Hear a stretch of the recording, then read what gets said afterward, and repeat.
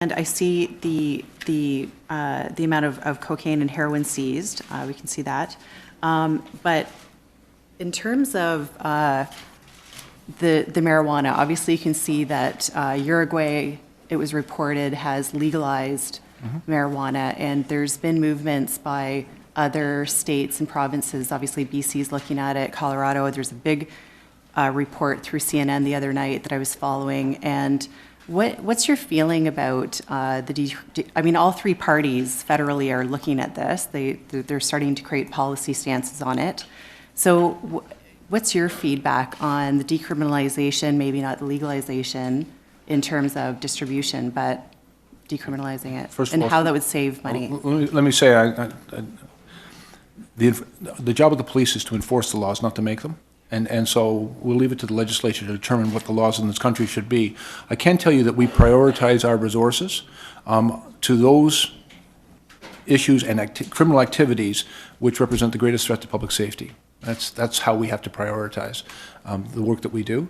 And so I think our level of enforcement reflects those priorities. I can tell you that the Canadian Association of Chiefs of Police, for which I am a member and past president, has recommended to the government a ticketing scheme, which would be a different level of enforcement for marijuana-related offenses. But the law as it currently exists is what we're responsible for enforcing, and we'll continue to do that until, if and when, the government decides to change those laws. Okay, and so you feel that, I mean, even Obama's been talking about the last 2 years about the previous administration, they had a war on drugs, and they found that that just simply doesn't work.